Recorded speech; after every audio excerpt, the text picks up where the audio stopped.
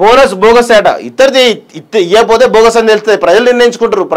ప్రజలు చాలా క్లారిటీతో ఉన్నారు. గుర్తుపెట్టుకో కేసీఆర్, ప్రజలు నిజంగా కూడా తెలివిమంతులు కాకపోతే నీలాంటి వాడు మళ్ళా అయ్యేటటువంటి వాస్తవంగా ప్రజలు తెలివి కలగాలి. కాబట్టి ఈరోజు నీకు రాజకీయ సమాధి కట్టిరనే విషయాన్ని కూడా గుర్తుపెట్టుకోవాలి.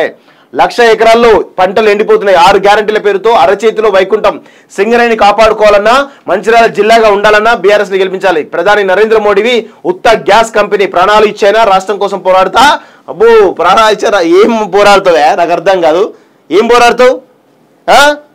సిగ్గుండాలి. ఇంకా పోరాడతాం, అది చేస్తాం, ఇది చేస్తాం. 10 సంవత్సరాల్లో తెలంగాణను పూర్తిగా ధ్వంసం చేసి తెలంగాణలో ఉన్నటువంటి ఈరోజు అన్ని వర్గాలను కూడా ముంచినటువంటి దొంగవు ఇప్పుడు వచ్చి నక్క మాటలు చెప్తా ఉన్నావు.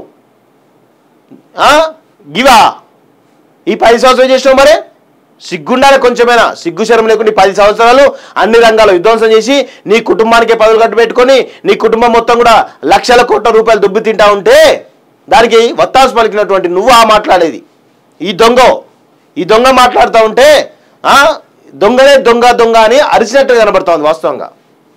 ఇగో చూడండి, అయోధ్య అక్షింతలు కావు రేషన్ బియ్యమే. దేవుడి పేరిట బీజేపీ నేతల రాజకీయాలు. రాష్ట్రంలో పిచ్చోడి చేతిలో రాయిలా పాలన. కేసీఆర్ అభివృద్ధి చేస్తే రేవంత్ ఉల్టా చేస్తున్నాడు. కేసీఆర్ అభివృద్ధి చేయలేదు, నీ బాటలనే రేవంత్ రెడ్డి కూడా నడుస్తా ఉన్నాడు. వాస్తవంగా ఇద్దరికి తేడా ఏమి లేదు.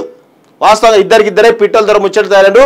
ఒకడే నువ్వు ఒక్కడే పిట్టల దొర అనుకున్నా ఈ ప్రపంచంలో. కానీ నీతో పాటు ఇంకొకరు కూడా తయారవుతా ఉన్నారు. ఇద్దరు కలిసి ఈ రాష్ట్రాల్లో ఈ దేశంలో పిట్టల దొర ముచ్చట్లు చెప్తూ ప్రజల్ని డైవర్ట్ చేసేట ప్రయత్నం చేస్తారు, ప్రజల్ని మభ్యపెట్టేట ప్రయత్నం చేస్తూ ఉన్నారు. వాస్తవంగా దేవుడి పేరిట బీజేపీ నేతల రాజకీయాలట. అయోధ్య అక్షింతలు కావు రేషన్ బియ్యం అట. ఇట్లా సెంటిమెంట్ తోటి ఇష్టారీతిన హిందూ మతం పైన విషం జిమ్మేటువంటి ప్రయత్నం చేస్తూ ఉన్నాడు కేసీఆర్ అనే విషయం కూడా గుర్తుపెట్టుకోవాలి. లాస్ట్ టైంలో హిందూగాళ్ళ బొందుగాళ్ళ అని లాస్ట్ టైం మాట్లాడాడు.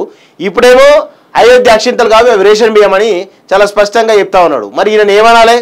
ఇక హిందువులారా మీరు తెలుసుకోండి, ఈ కేసీఆర్ని ఏం చేయాలో ఏందో మరి మీరు చేసుకుంటే బెటర్. ఇప్పటికైనా బీజేపీ నేతలకు బుద్ధి రావాలి. చాలా స్పష్టంగా తెలంగాణలో చాలా స్పష్టమైనటువంటి బలం పుంజుకుంటా ఉంటే ఈరోజు మీరు కేసీఆర్ బతికించే ప్రయత్నం చేస్తూ ఉన్నారు. ఇది ఎంతవరకు కూడా సమంజసం కాదు అనే విషయం కూడా గుర్తుపెట్టుకోవాలి.